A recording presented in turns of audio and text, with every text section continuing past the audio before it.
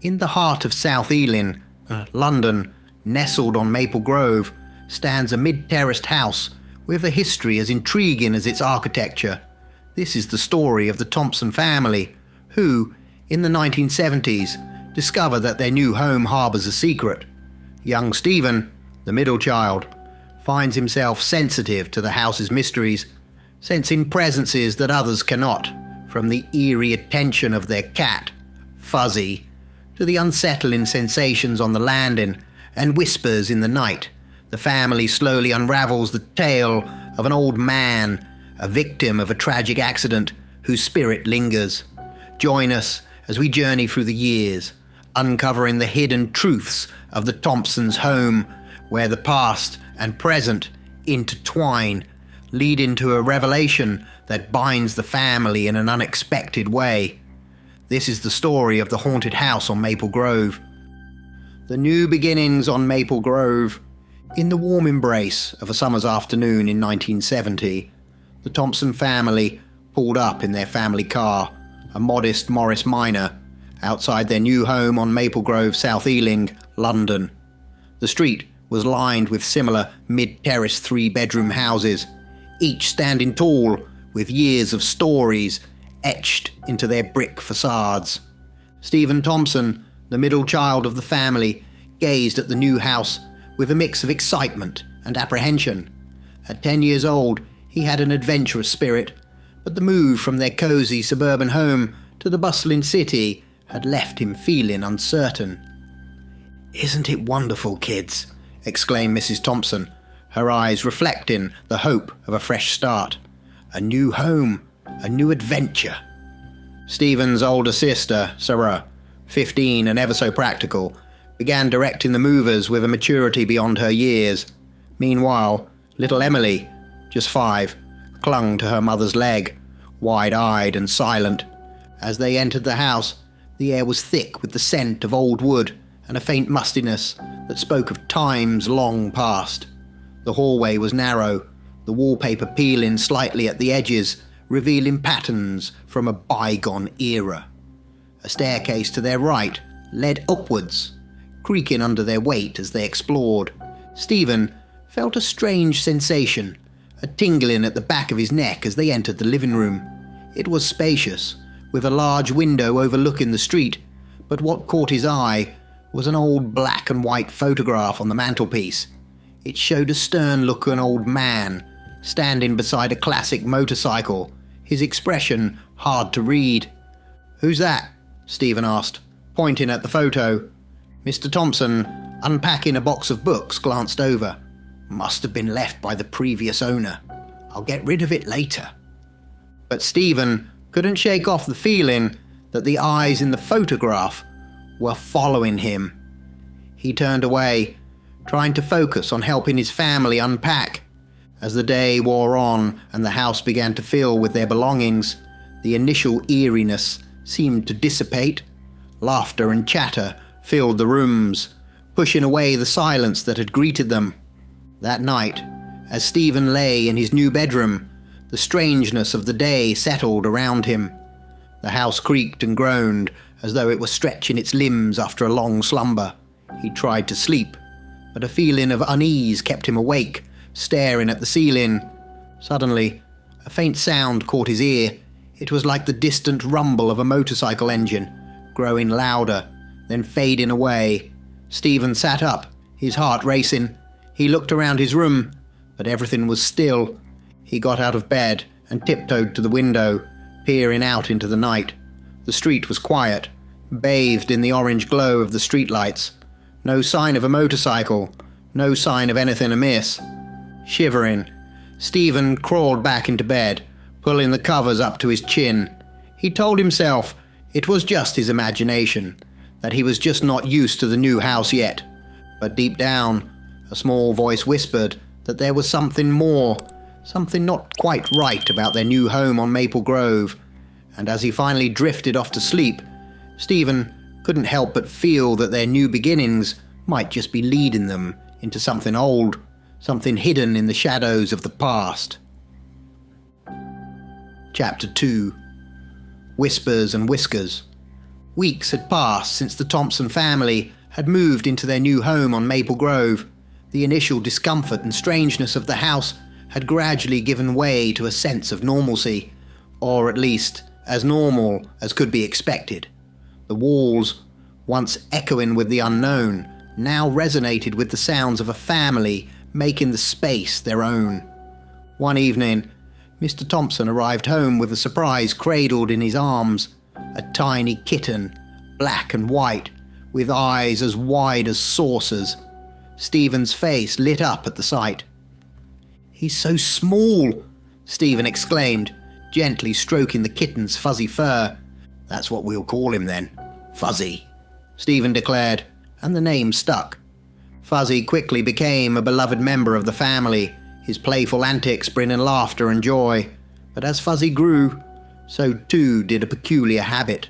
The cat would often sit next to the stairs, staring intently at the banisters as if watching something or someone moving through them. Stephen noticed this strange behaviour and felt a familiar unease creep back into his thoughts. He remembered the feeling of being watched, the icy chills that seemed to cling to the air around the staircase. He made a point never to sit in the chair facing the banisters, an unspoken agreement with himself that some things were better left unseen. One quiet afternoon, with his parents and siblings out, Stephen found himself alone in the house with Fuzzy. He was reading in the living room when a sudden thud from upstairs made him jump. Fuzzy's ears perked up, and the cat bolted out of the room. Stephen hesitated, listening intently. There it was again, a soft creaking, like the sound of weight being placed on old wood. Heart pounding, he summoned his courage and crept to the foot of the stairs. The house was eerily silent, save for the faint creaking above. Stephen peered up the staircase, half expecting to see something, but there was nothing. Only the empty hallway and the closed doors of their bedrooms. "Fuzzy," Stephen called softly, but the cat was nowhere in sight. Gathering his nerves, Stephen slowly ascended the stairs, each step creaking under his weight. The feeling of being watched intensified, the hairs on the back of his neck standing on end. Reaching the top, he glanced down the hallway. His eyes fell on his bedroom door, slightly ajar. Pushing it open, he found Fuzzy sitting on the windowsill, staring intently at something in the room. Stephen followed the cat's gaze, but again, there was nothing there. "Fuzzy, what is it?" he whispered. The cat didn't move, its gaze fixed on an unseen presence. A chill ran down Stephen's spine, and for a moment he thought he heard a faint whisper, like the rustling of leaves. The house suddenly felt too big, too old, filled with secrets and shadows. Stephen backed out of the room, his eyes never leaving the spot where Fuzzy stared. He hurried downstairs, the feeling of being watched following him like a shadow.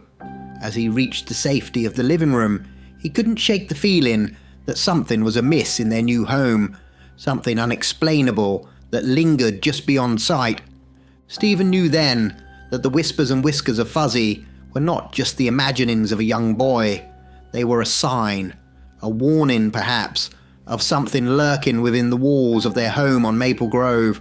And he knew, with a sinking feeling, that he had to uncover the truth before it was too late. Chapter 3. Shadows on the Landing.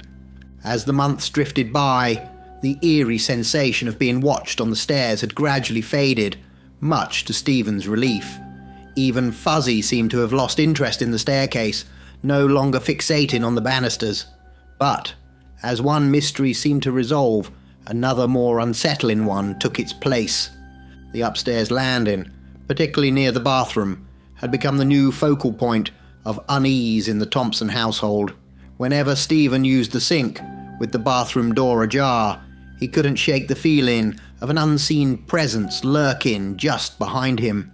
He would glance over his shoulder, expecting to catch a glimpse of someone, but the landing would be empty, bathed in the dull light filtering in from the small window at the end of the hallway. It became a habit for Stephen to dash past the bathroom doorway, his heart racing each time. He couldn't explain it, but the feeling of being watched was so intense, so real, that it left him unnerved. One evening, as the house lay quiet, Stephen was engrossed in watching a movie on his cine projector in his bedroom. The flickering light cast dancing shadows across the room, creating an atmosphere that was both cozy and slightly eerie. As he reached for his soda, Stephen's gaze inadvertently fell on the thin strip of light under his bedroom door. He froze. There, casting a shadow on the floor, were what appeared to be a pair of feet, as if someone was standing just outside his room. Heart in his throat, Stephen hesitated, then mustered the courage to approach the door. Maybe it's Mum, he thought. Trying to calm his racing heart, he reached for the doorknob, turned it slowly, and pulled the door open. The landing was empty. Confused and frightened, Stephen stepped out, looking left and right. There was no sign of anyone. The feeling of being watched had intensified, making the hair on his arms stand on end. He quickly retreated to his room, shutting the door firmly behind him. His mind raced with questions, each more unsettling than the last. Later that night, a sudden commotion broke the silence. Sarah, Stephen's older sister, burst into their parents' room, her face pale and eyes wide with fear. "The posters on my walls," she stammered. "They just started flapping, and there was this weird noise." Their father, groggy and disbelieving, tried to calm her. "It must just be the wind. Now go back to bed," he said, not fully awake. But Stephen, overhearing the exchange, knew better. There was no wind tonight. The air was still. He lay in bed, thoughts racing, a deep sense of dread settling in his stomach. The house on Maple Grove, with its creaking floors and whispering walls, was no longer just an old building. It was alive with something unseen, something that lingered in the shadows and watched from just out of sight. Stephen knew he couldn't ignore it any longer. He had to find out what was haunting their home, what secrets lay hidden in its depths. But as he drifted into a restless sleep, he couldn't shake the feeling that whatever was in the house might not want to be found. Chapter 4. Echoes in the Darkness. The nights at Maple Grove had taken on a new, ominous tone for young Stephen. As he lay in bed each evening, the house seemed to whisper secrets through its aging walls. But it was on one particular night that Stephen's fears materialized into something far more tangible and terrifying. Just as he had settled under his covers, the room plunged into a deathly silence. Then, without warning, a voice erupted in the stillness. It was loud, almost deafening, yet the words were indiscernible, morphing into a series of groans and growls. It was as if someone, or something, was shouting in a language made of pure anguish.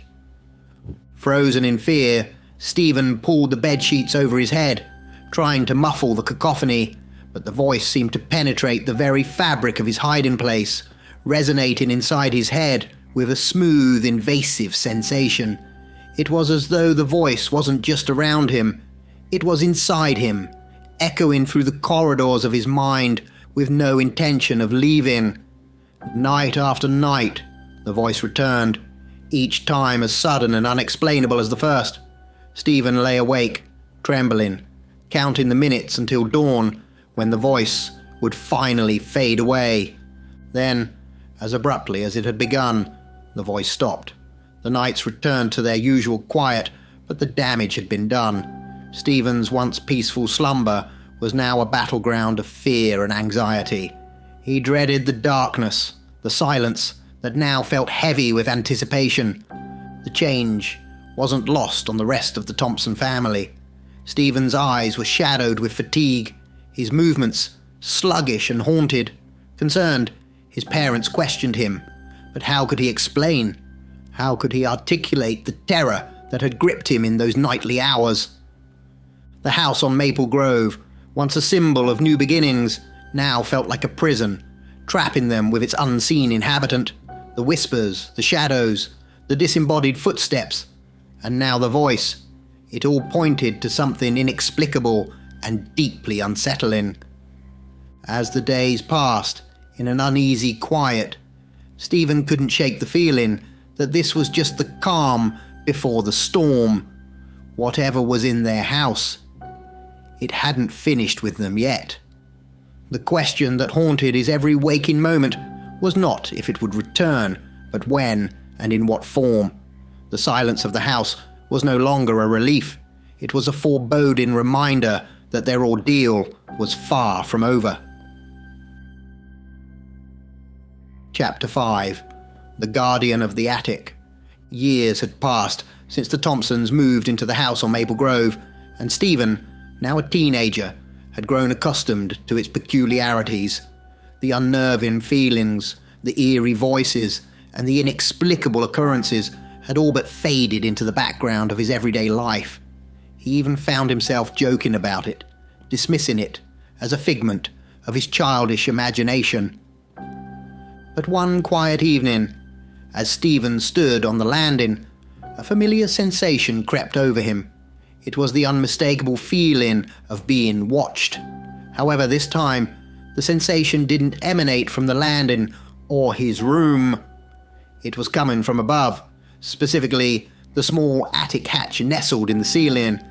Stephen's eyes were drawn to the closed hatch. In his mind's eye, he saw a figure, a man with a dark beard, wearing a hat, peering down at him through the hatch. The image was so vivid, yet when he blinked, the hatch remained firmly closed, undisturbed. Curious and unsettled, Stephen decided to seek answers from the neighbours. The couple next door had lived there for many years and might know something about the house's history. "There was Mr. and Mrs. Cartwright before you," the neighbour explained. "Before that, the house was empty for a while. But oh yes, there was old Bill. Had a nasty motorbike accident, poor fellow. They had to sell the house after that." The story resonated with Stephen, fitting pieces into a puzzle he hadn't known he was assembling. Bill, the man in his visions, must have been the old man from the photograph they had found when they moved in. In the days that followed, Stephen walked past the attic hatch several times a day, each time bracing for the sensation of being watched, but it didn't return, not until one afternoon, when his mind was elsewhere, lost in thoughts. There it was again, the feeling of the bearded man with the hat in the attic, his presence almost palpable. Taking a deep breath, Stephen stood beneath the hatch and spoke softly. "It's all right, Bill. We'll take good care of the house. You don't have to worry about anything." As the words left his mouth, the heavy air seemed to lift. The sensation of anger and watchfulness that always accompanied Bill's presence faded away. In its place, Stephen thought he felt something else, a sense of relief, maybe even a smile, emanating from the attic. From that day on, the house on Maple Grove was different. The eerie feelings ceased, the whispers quieted, and the shadows retreated. It was as if acknowledging Bill's presence and his attachment to the house had granted him the peace he needed to move on. Stephen often thought about that moment, wondering if it was all just in his head, but deep down, he knew it was real. The house had changed. It felt lighter, warmer, as if a burden had been lifted. In the end, the house on Maple Grove became just a house again, its mysterious guardian finally at rest, and the Thompson family, once tormented by unseen forces, found peace in their home, a peace that echoed through the now silent halls and the once watchful attic.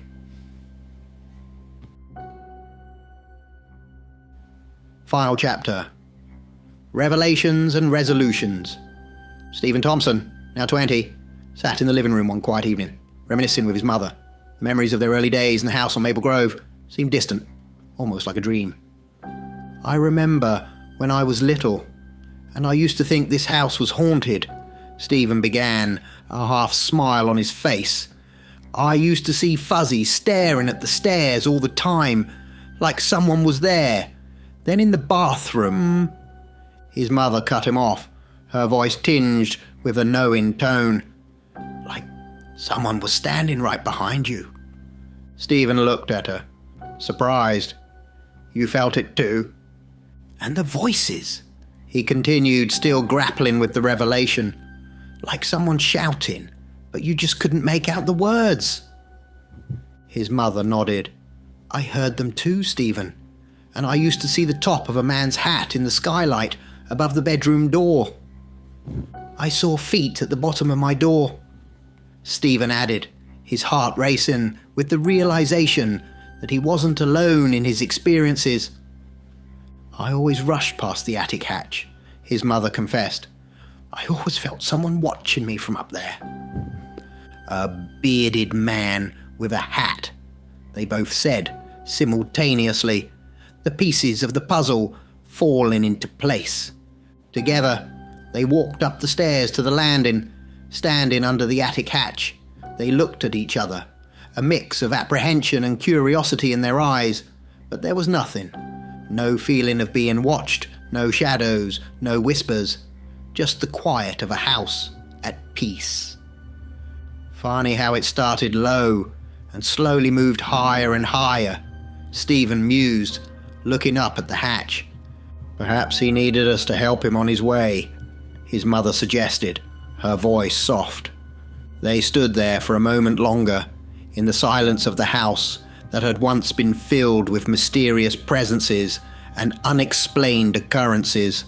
The house on Maple Grove had been a place of hauntings and fear, but it had also been a place of discovery and closure. As they descended the stairs, back to the warmth and normality of their living room, Stephen felt a sense of completion. The mysteries of the house had been acknowledged, shared, and finally understood. What had once been a source of fear had become a shared family experience, a strange chapter in the story of their lives. The house on Maple Grove, with all its secrets and whispers, was no longer haunted. It was just a home, filled with memories and the echoes of a past finally laid to rest. And so, the true story of the haunted house at Maple Grove came to an end, not with terror, but with understanding and a quiet, enduring peace. The end.